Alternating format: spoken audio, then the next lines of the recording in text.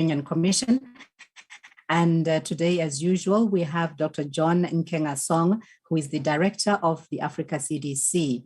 And today he's going to be talking to us about the Omicron variant of COVID-19.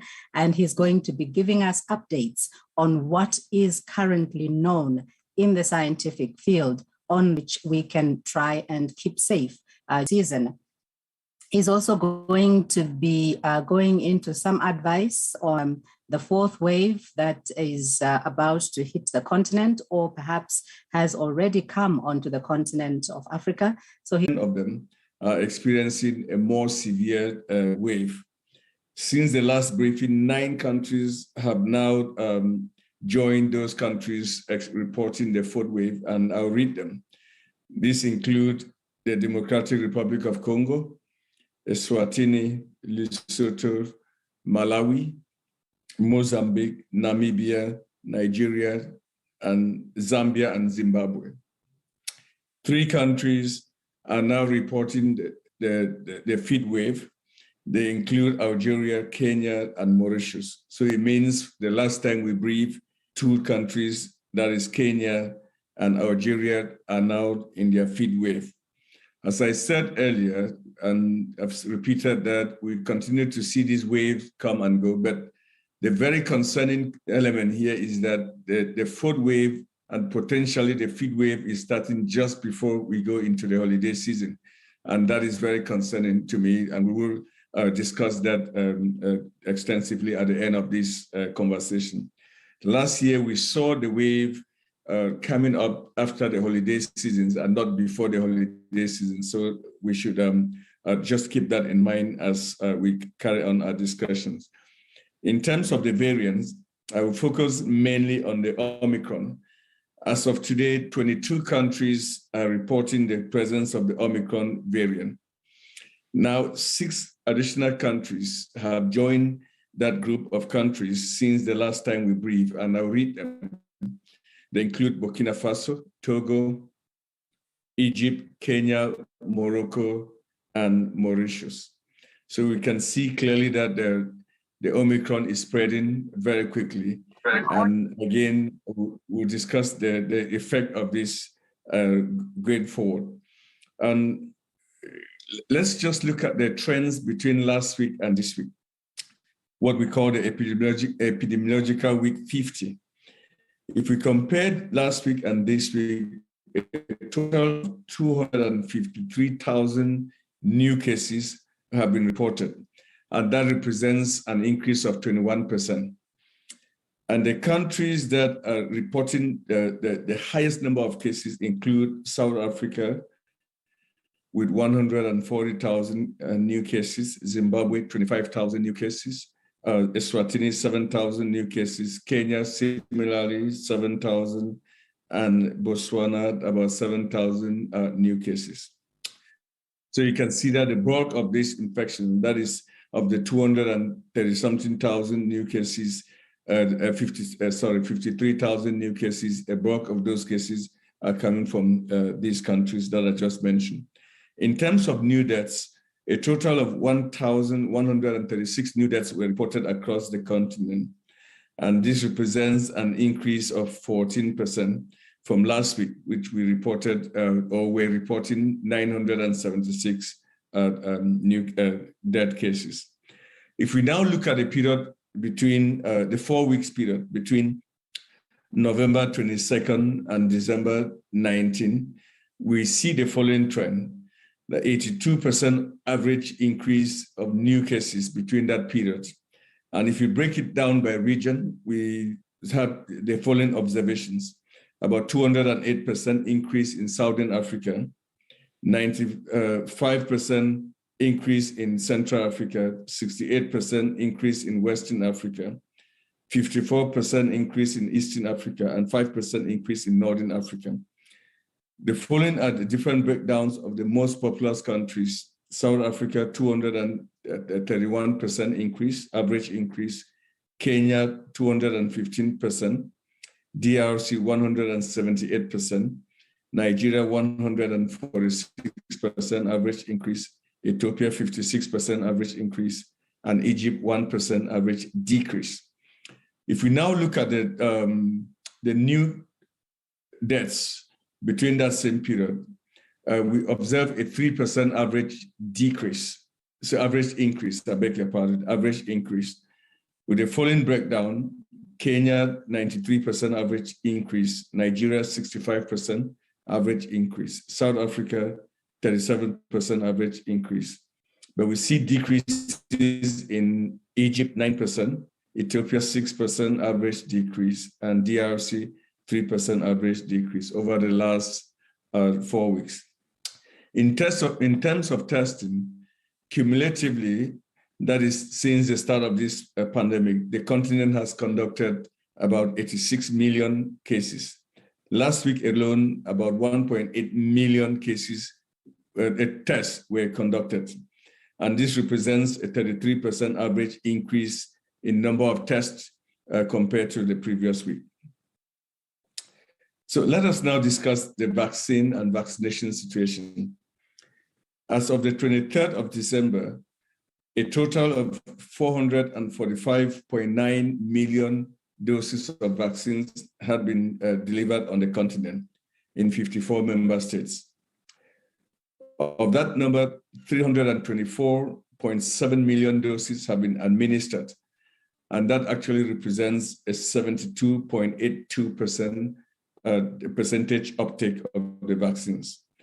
Our total coverage, that is the number of people that have been fully vaccinated as of today, stands at 10.89%. So we have each just passed the 10% percentage point. Again, I always like to recall countries that are making remarkable progress. Morocco has immunized fully about 62% of its eligible population. Egypt, 17%, South Africa, 26%, Ethiopia, 3.3%, and Algeria, 22%. As we speak, in terms of AVAD, we have delivered a total of 31.2 million doses of the Johnson & Johnson doses to member states, to 34 member states, to be very specific. So let me just go back to the Omicron virus and share what we know. In South Africa, most of the information comes from South Africa, from our colleagues in South Africa. They continue to be very transparent in terms of sharing scientific information with the rest of the world. We now know from reports from South African scientists that the Omicron virus is about 70 to 80% less severe than compared to the Delta virus.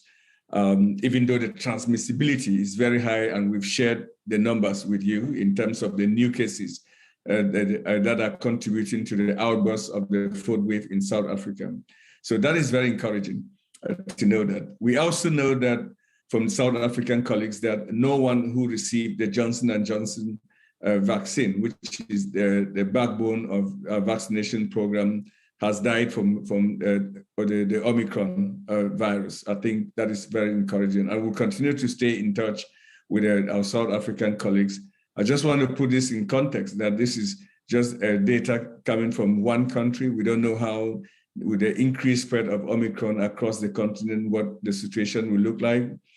So we have to interpret this cautiously. But again, very early information indicating the 80% or 70 to 80% less severity of cases than what we saw with the Delta. And then for the very encouraging news for now with the Johnson & Johnson vaccine holding them. So let me just conclude by saying that it is very clear that the Omicron variant is challenging all vaccines, not just the Johnson & Johnson vaccines or the AstraZeneca's. So it is an appeal for those that are eligible to get out there and get their boosters so that you can be fully protected against the Omicron variant, which again, we've discussed this before, tend to show a reduction in the effectiveness of vaccines, regardless of which vaccines that people are receiving. So I'd like to conclude here and then turn it back to you, to Wayne, for the question and answer session. Thank you very much, Dr. John Nkengasong, Africa CDC Director. Before we move on to our Q&A section, let me also just welcome Dr. Ahmed Ogwell, who is the Deputy Director of the Africa CDC, and he is online joining this press briefing. So for our question and answer section, let me give you that WhatsApp number again. For today, we are using +251 904 139935. That is +251 904 139935. But of course, you can come through live and also through the question and answer section. And I see that already we've started to have hands going up. And let us say good morning to Girum Chala, who is joining us live. Girum, good morning, and please go ahead with your question. Good morning, Madam Wayne. Thank you so much for the opportunity. And Dr. John, great to see you, sir. My question, first of all, is on the vaccination. Still, Africa remains to be behind, and it's very challenging, even morally. You've said it so many times before, for the rest of the continent to go, even for the fourth dose, such as Israel, for instance. Isn't it time for us as Africans to make this a global agenda and push even more? In that regard, if there is any campaign that you are intending to do, please let us know. The second one is on travel restrictions. So many countries are still restricting travel, while at the same time they know that we have got problems of distributing vaccinations. So how can Africa be competent in a global market if these things are going to continue mounting? Thank you so much. Thank you, Girum. I think the continent is making progress now in terms of vaccine delivery. You heard the numbers, and more vaccines are coming into the AVAT system, and more vaccines are also coming into the COVAX and bilateral donations. So I think that is very encouraging. We now have to prepare ourselves for vaccination. I think that is what you are referring to. And if you recall, just on Monday, we had a high-level meeting of all ministers of health and all partners on the continent. All partners, not just partners in Africa, but they included UNICEF, WHO, Gavi, COVAX. We all brought them together under the umbrella of African Union and Africa's CDC to discuss strategies to increase vaccination, to discuss coordination efforts, to discuss partnerships that are required to increase our levels of vaccination. Remember, our target is to get to 70% of vaccination by the end of next year. So we are 10%, we are a long way to go, but at least we are making progress. You are right, we need a massive campaign at every country level, so that everyone should go out there, especially with what we now know with the variant coming. You cannot even talk of a booster if people have not received their first doses of vaccine. So I think our campaign should be aiming at pushing out people that have not received their first dose to receive the first dose, push out people that have received their first dose to get the second dose, and then those eligible population to get their third booster dose. Eligible population meaning starting with people that have received, that are the elderly and those who have immunocompromised status there. So I think that continues to remain the order of business. And it's a collective action that we should really encourage all of everyone. There's about 20% of people out there that are really hesitant. Okay, studies upon studies are showing that the level of acceptance of vaccine range on the continent between 78 to 82%. So, but there's 20% out there that we really need to work very, very hard to bring them out. The second thing you discussed about the travel restriction, we are very encouraged to see that some countries are beginning to lift up their travel restrictions. I think that is we continue to believe that we can only address the COVID-19 pandemic, regardless of the variant. Because again, I just want to make an emphasis here that the variants are not new viruses. They're the same viruses. They're just, I'll call it genotypes of the same virus. That we continue to express work in solidarity, in cooperation, with the spirit, especially the spirit at which South Africa has shown us the way that we must share information and share that in a timely fashion. But again, the spirit of global solidarity and global cooperation must prevail so that we combat this virus collectively. Thank you very much, John. We go over now to James Chege. And James begins with a preamble, which I will give to you, and then go into his two questions. So the facts that he presents, firstly, he says, the risk of needing to stay in hospital for patients with the Omicron variant of COVID-19 is 40 to 45% lower than for patients with the Delta variant, according to research by London's Imperial College. Then he says in Scotland, the Omicron variant of the coronavirus appears less likely to result in COVID-19 hospitalization than Delta, according to an analysis of early data. And the third point that he mentions is that, and this is all happening while a South African study suggests reduced risks of hospitalization and severe disease in people infected with the Omicron coronavirus variant versus the Delta. Then James goes on to ask his two questions. The first one, how do they inform our understanding of the new variant? The second question, we know that the UK has a high vaccination rate and that South Africa has high young population with natural immunity. What about the rest of Africa and the world? So those are two questions from James Chege. No, very, very good question. I think there's that is what I said earlier, James, that we should interpret the data in South Africa with a lot of caution, put that in the context of this is early days, and public health practice is local, which means that you have to look at the population, the pathogen, and then of course look at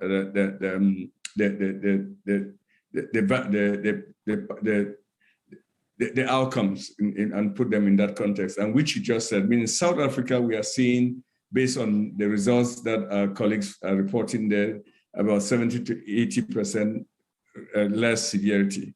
And in the UK, you're seeing about 40% less severity there, so, or hospitalization.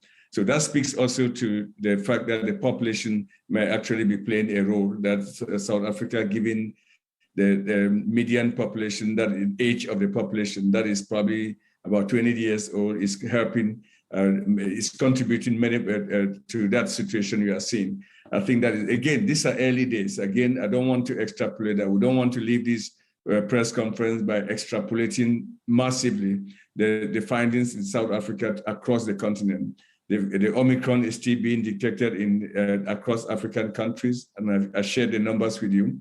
And we will continue to learn as the virus spread, and especially in terms of hospitalization, and also in terms of deaths that result from it. But very importantly, also in terms of vaccination. Those who have been vaccinated, how many people are getting breakthrough with the Omicron virus? So I think that is what we are dealing with now and trying to understand. I'm looking at your two questions. How does that help our understanding? I hope I address that. And then the population effect. Clearly, we cannot dismiss that. But again, early days, data mainly coming from South Africa. We'll need to see what happens across the continent as the Omicron spreads. All right, thank you very much. Good morning to Sara Jerving, who is with DevEx. Sara, please go ahead with your question. Thank you so much. With all of the new agreements and MOUs around COVID-19 vaccine manufacturing on the African continent, do you think this production will have a significant impact on supply for African nations next year? And can you describe what kind of impact that would be? And then secondly, from what I understand, AVAT is 9 million doses short of its end of year goal. Is that correct? And why is that? Thank you.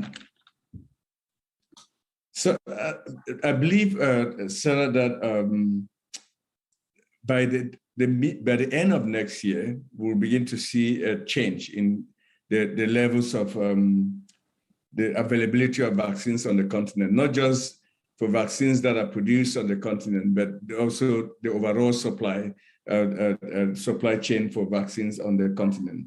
But very importantly, we are hoping that to see increased supplies from the Johnson & Johnson, from the Aspen manufacturing in South Africa. We expect to see production sites in Senegal go live by the end of next year.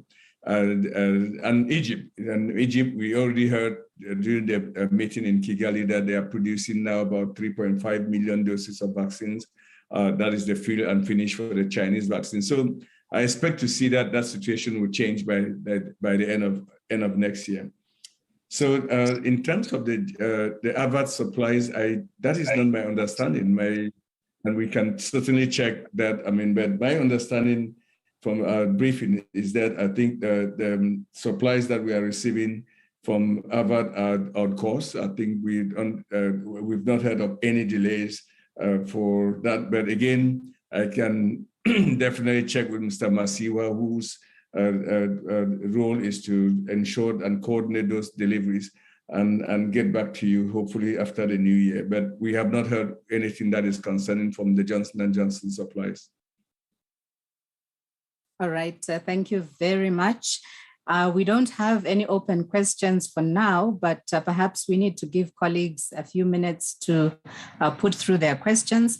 In the meantime, let me just give out that WhatsApp number again. It is the +251 904 139935. But we also take your questions live and through the question and answer section.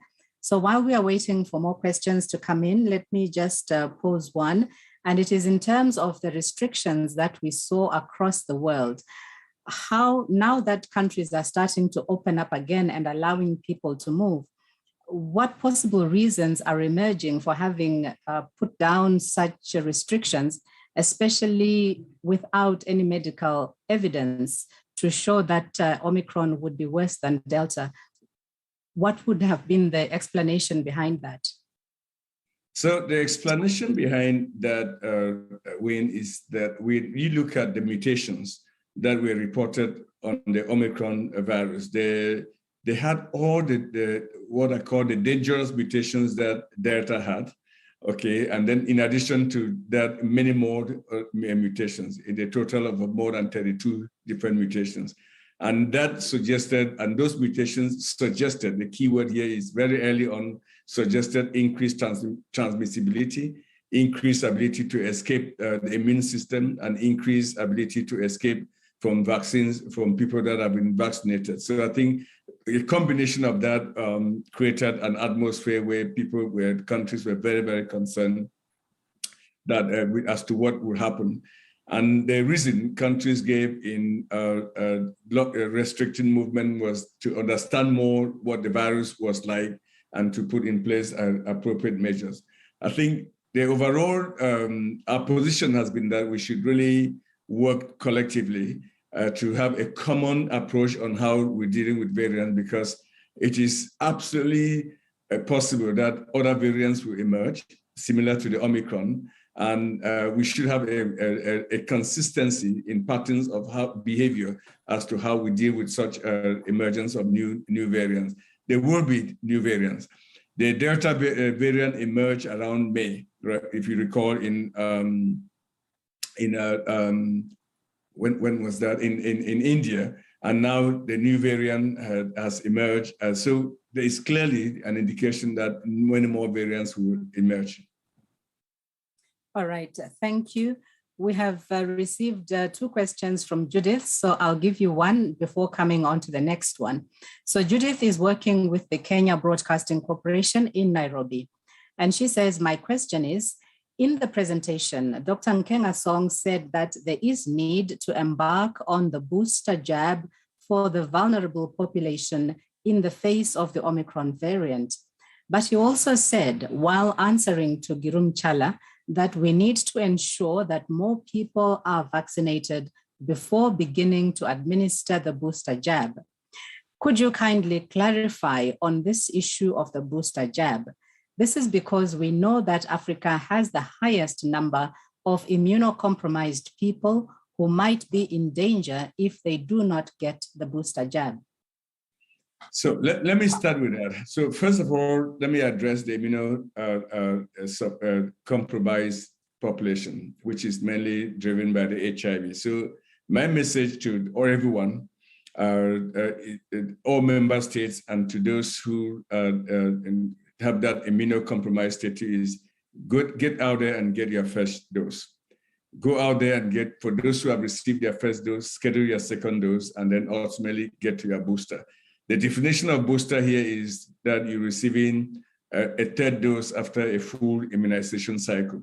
So the point, Judith, is that you don't get to the third dose without going through the first and second dose, right? So I think that is the point I'm making, that for that population, we now know that what it can mean, especially in terms of in the face of the Omicron. So get out there quickly and start the immunization course. There are not short courses to this. I think you have to get your first dose, prime your immune system, get your second dose, and subsequently get your third dose there. I think that's the point I'm making. Yeah, and it is really a collective responsibility to do a campaign within our own sub-communities to mobilize people to go out and get their first dose, just to start with. I mean, there are countries that, if you look at the level of immunization with the first dose is still very, very low. So, and you just don't get to the third dose without doing your first and second doses.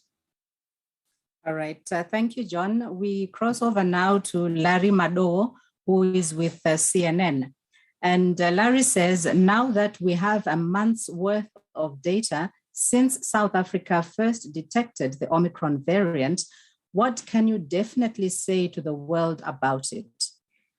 So I will still take a very cautionary position, Mado, that one, it seems like we are seeing less severity of the Omicron virus amongst people infected in terms of a level of hospitalization in South Africa.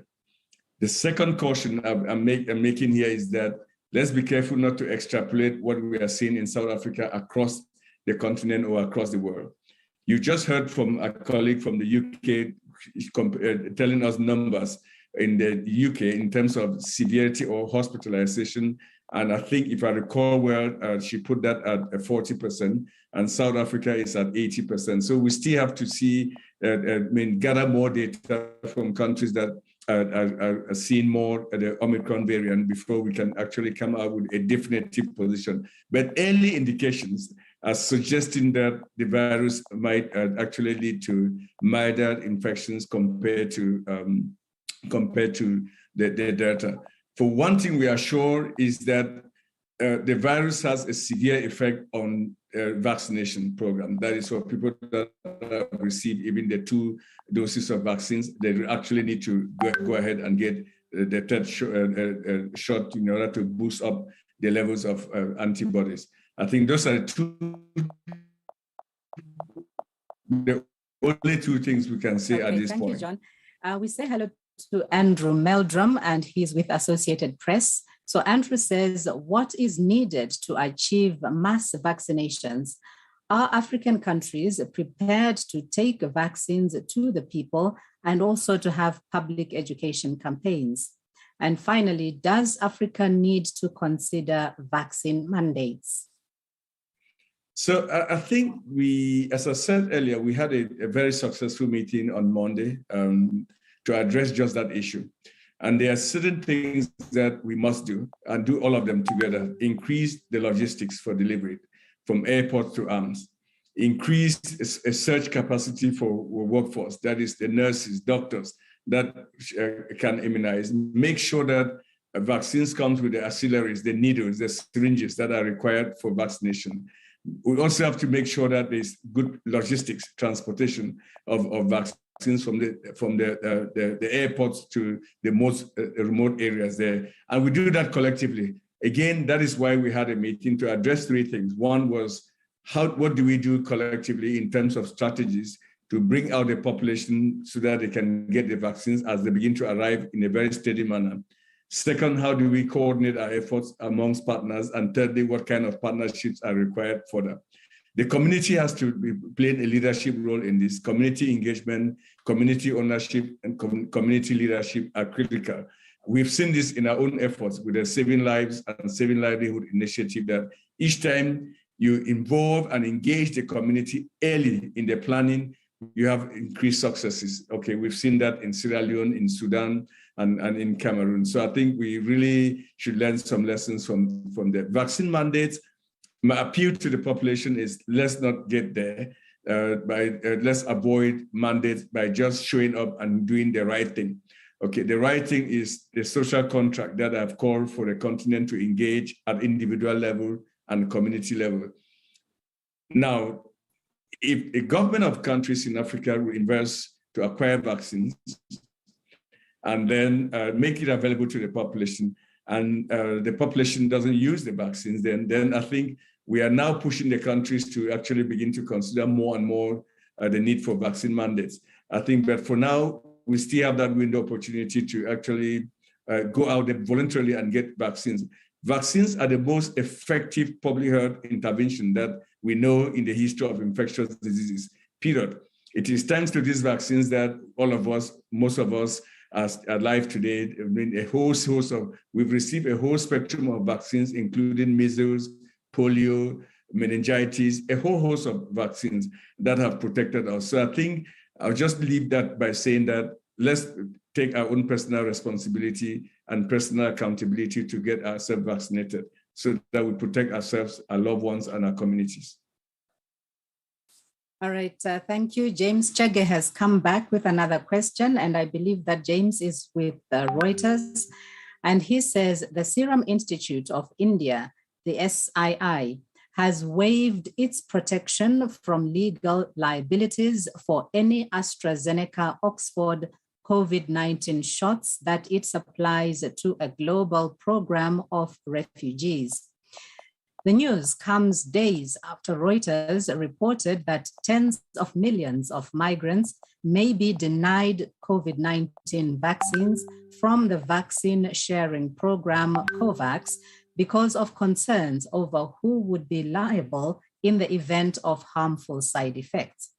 Dr. Nkengasong, does this mean that AstraZeneca shots can reach some of the world's most needy people who would not be able to get inoculated through a national campaign? And also, what is your reaction to the Serum Institute initiative? I think all initiatives that enable and facilitate us to vaccinate the vulnerable population is very, very welcome, because this virus doesn't actually know that people are more vulnerable than others. They don't know the refugees population. We will not live with this pandemic if we do not vaccinate everybody that requires vaccination. I think that is very, very, it's very simple to understand that concept. So any efforts and any measures that are put in place, or decisions and actions that are put in place to facilitate that, will be highly welcome as contributing to the solution. All right, another question coming through from Judith Akolo with Kenya Broadcasting Corporation. And she says, is the delay in informing the public when a new variant, let me just catch up with that because more messages have come in and moved things around a bit. All right, so Judith Akolo says, is the delay in informing the public when a new variant occurs helpful? While I know that science relies a lot on data, but when a new variant occurs and spreads fast, the public should be informed in good time so that they can take the necessary precautions. Yes, I think we should always, that should be the gold standard of timely access to the information, and so that we can collectively take actions. That is good public health practice. And I think, again, we will never be thankful enough to the scientists in South Africa and the leadership of South Africa in the way that they handle the Omicron, the news around the Omicron variant. That was very, very encouraging. That should be the gold standard for everyone. Okay, thank you, John. Sara Jerving has come back with a second question. And she says, can you please describe the damage to the health systems as a result of the conflict in northern Ethiopia? What are your concerns for the populations that are living there? Well, each time you have a conflict, Sarah, there's always tremendous harm to our health system that are already weak at any rate. In peace times, our health systems on the continent are not where they should be. And in times of conflict, of course, you can expect that those systems will be further handicapped. We've always said that crises breed emergence of diseases, and emergence of diseases breed crisis. So we are seeing the situation with the COVID-19, the kind of crisis that is breeding, and of course, the situation in any crisis region across Africa will only hamper efforts to control any infectious disease, not just any infectious disease, but even dealing with the existing conditions in that in that part of the world. So I think there's no doubt that conflicts will just make it difficult for us to achieve our universal health coverage or sustainable development goals efforts. Okay, thank you very much. I'm receiving a request from Larry Mado, who says that your voice, I think, was breaking off at certain points. But Larry, please, if you want to pursue that further, please do contact Promise Kaniki, Dr. Promise, on this number, +251 904 139935, and he will be able to support you with your request. All right, I'm not seeing any more questions that are coming through on any of our platforms. Just taking a quick check. Yes, we do not have any more questions, nor do we have any more hands going up. So perhaps, Dr. John, let me give you the opportunity to just give your final comments on the issue today. But perhaps before you do that, we had a compliment from a gentleman called Ralph, and he was saying that he doesn't have any questions for us today, but he really just wanted to compliment the whole team for the excellent communications throughout the year. So thank you very much, Ralph, for that compliment. Dr. John, it's now over to you for your final comments. No, thank you. Let me start where I began the press briefing, that we are heading towards the holiday season. We are in the middle of the holiday season, actually, today, the 23rd of December, and going up to the beginning of the year. We all deserve to take time and spend with our families, our loved ones. But please, let's do that with safety at the center. Let's understand that we are moving, unfortunately, going to be celebrating the end of the year holiday seasons in the middle of the fourth wave that is sweeping across the continent. And let's make sure that we do a couple of things that we've done for the last 2 years. We should not be complacent on safety measures. That is, avoid mass gatherings. Already, I mean, you offer the opportunity for the virus to spread, it will spread. And we have to be still very cautious that we don't know everything that we need to know about the Omicron, and it's spreading across, and we truly have to be sure that we take extra measures by social distancing, washing our hands, face masking. All these measures have been known to be effective against any variant. So there will be no exception against the Omicron virus there. So the Omicron virus, if we do the right thing, we can protect ourselves and protect our loved ones. I think that is a key message that I really like to ask the population to look at public health measures. Second, vaccination. Let's not talk about boosters, whereas we have not even crossed we just barely crossed the 10% line in terms of those who have received their 2 doses there. So we still have to be sure that we commit ourselves to mobilizing our own sub-communities to go out there and get their vaccines, get their first dose, so that we can at least be aiming at boostering after we've done the first and second dose. These are all measures that we need to do simultaneously to ensure that we protect ourselves and protect the continent against the emergence of the Omicron virus. Lastly, let me just say that it has been a pleasure for this year, again, working with all of you. And I really sincerely thank you all for the work, the collaboration, very, very strong collaboration between Africa CDC, the African Union, and the media in addressing and tackling this challenge. It is the whole of society that will help us to eliminate this and to win this war against the COVID-19 pandemic. And you have definitely played that role, and we really be hoping for more when we come back next year. As I say, celebrate the end of year festivity, we count on the media to continue to be the population's teacher with respect to the facts. Let's spread facts and not fear with respect to the Omicron, with respect to this pandemic overall. And again, you are the bearers of this information. You have the means and tools to transmit this information. Again, let me leave you with this: facts, not fear. As we go to the holiday season, we know the facts. There's no need for us to panic with this, the emergence of the Omicron. If we do the right things, we'll continue to protect ourselves. So I thank you so much. Enjoy your end of holiday seasons with everyone and your friend relatives. Thank you so much, Dr. Nkenga, Director, because these or rather questions that have come in after we had experienced that break. And we have Sophie Mokoena from SABC who has a question that she wants to ask live. Sophie, good morning. Please go ahead with your question. Good morning. Thank you so much.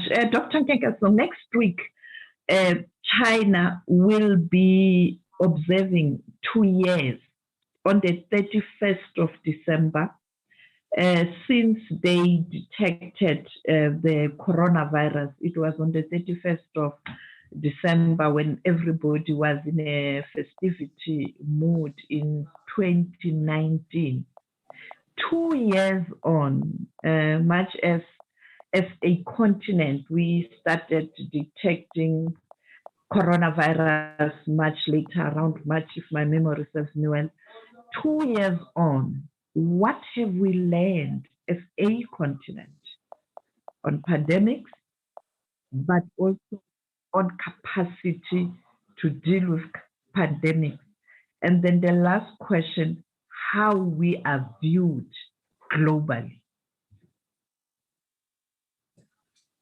Sophie, those are tough questions, but let me address them as following. I think 2 years into the pandemic, we have seen the power of political leadership.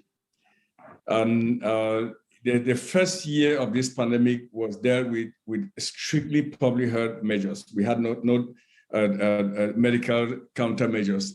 The second year, we witnessed the arrival of vaccines. And then the third year, next year, 2022, I would say will be a year that will require that we do three things: testing, vaccine, and treatment. So your question about the lessons for Africa. One, political leadership matters.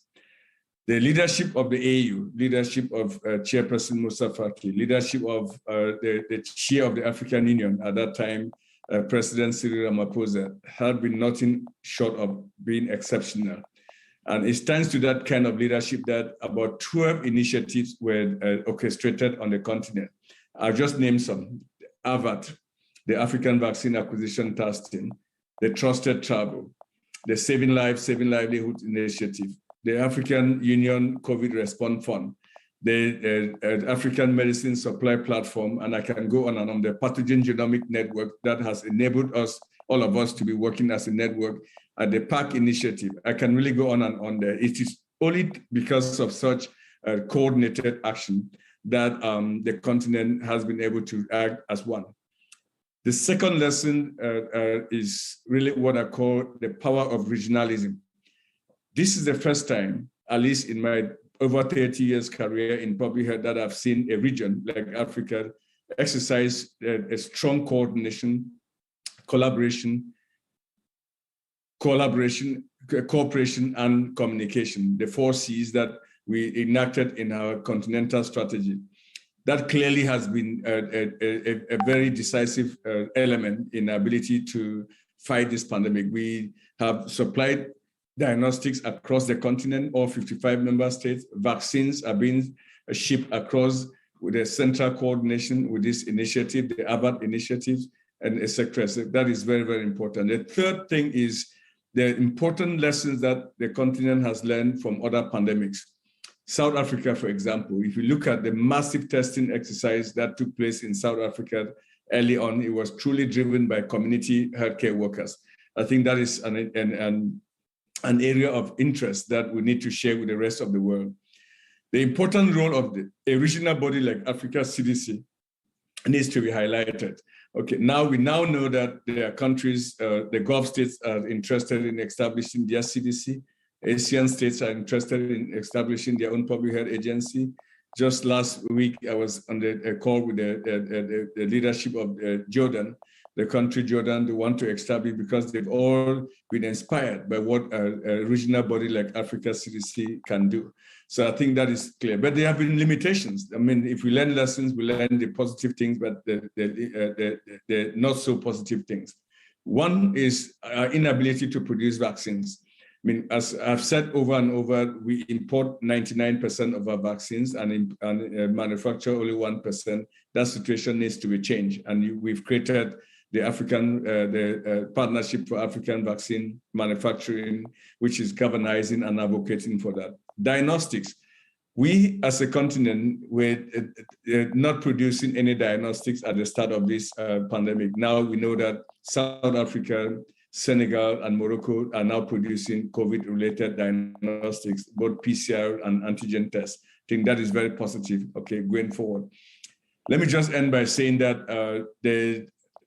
and I really hope that this will not be true, that the next pandemic, and I hope if there will be no next pandemic, the way we fight it on the continent will be very different from the way we fought this pandemic in Africa because of everything else, that the platforms that have been put in place. Okay, if we operationalize those platforms, and then if we actually continue to move in the journey of vaccine manufacturing and diagnostics and pharmaceutical on the continent, we would be preparing the continent better to fight this pandemic and subsequent pandemics. Thank you very much. Quick question from Rhoda Odiambo, who's with the BBC.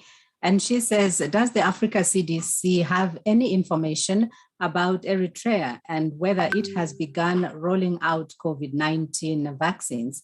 And this is in light of the fact that countries are now rolling out boosters, and yet no data has been shared on whether Eritrea has even started rolling out the first doses.